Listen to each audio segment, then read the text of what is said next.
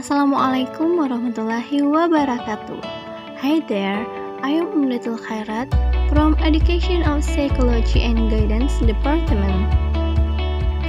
Pada video ini, saya akan menjelaskan tentang aliran pendekatan behavioristik yang terfokus pada Classical Conditioning G.B. Watson.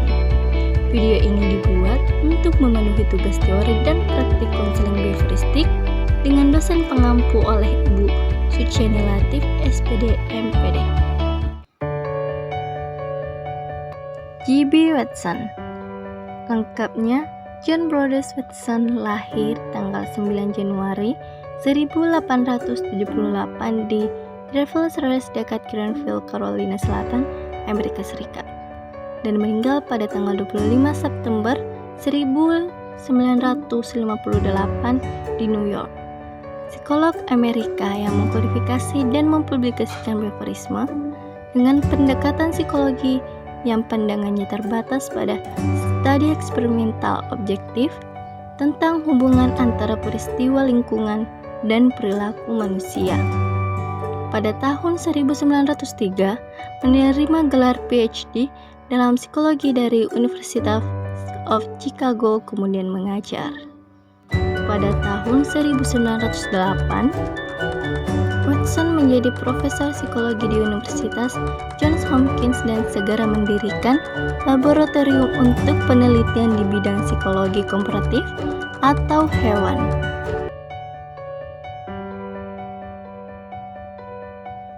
Tahun 1913, pernyataan pertama Watson tentang psikologi behavioris pada sebuah artikel Psychology as a Behaviorist Visit yang mengklaim bahwa psikologi adalah ilmu tentang perilaku manusia yang seperti perilaku hewan harus dipelajari di bawah kondisi laboratorium yang tepat. Pada tahun 1908, ia menjadi profesor psikologi di Universitas Johns Hopkins dan segera mendirikan laboratorium untuk penelitian di bidang psikologi komparatif atau hewan.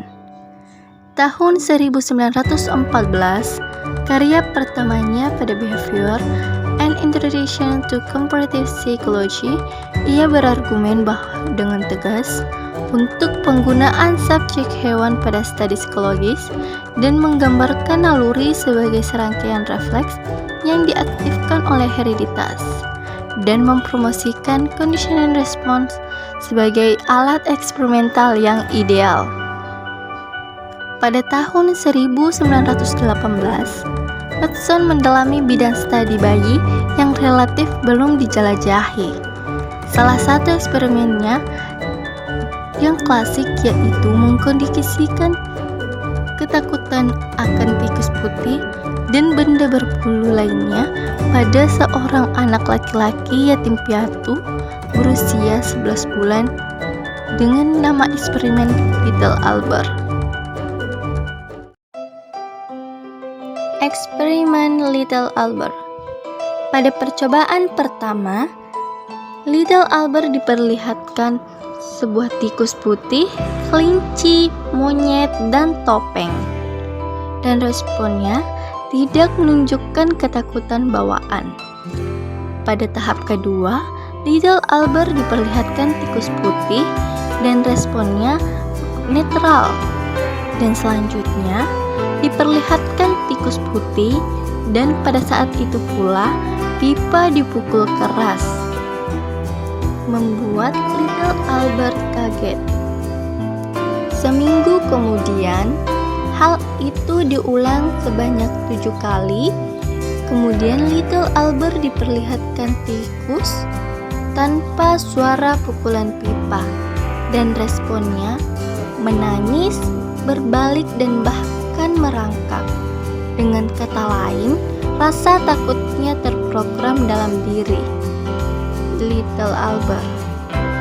Pada tahap ketiga, diperlihatkan kelinci, anjing, mantel bulu, kapas, rambut uban Watson, topeng, berjanggut yang semuanya berwarna putih, dan responnya menunjukkan rasa takut. Kesimpulan eksperimen Liddell Albert. Yang pertama, sebuah perilaku dapat dipelajari dan dikondisikan. Yang kedua, ketakutan dan emosi lainnya digeneralisasikan pada peristiwa yang sama yang telah dialami. Ketiga, respon yang berlebih atau ekstrim seperti fobia, fetis, kecemasan, dan lain-lain merupakan perilaku yang dipelajari dan dikondisikan. Demikianlah penjelasan tentang Classical Conditioning G.B. Watson. Semoga bermanfaat. Terima kasih.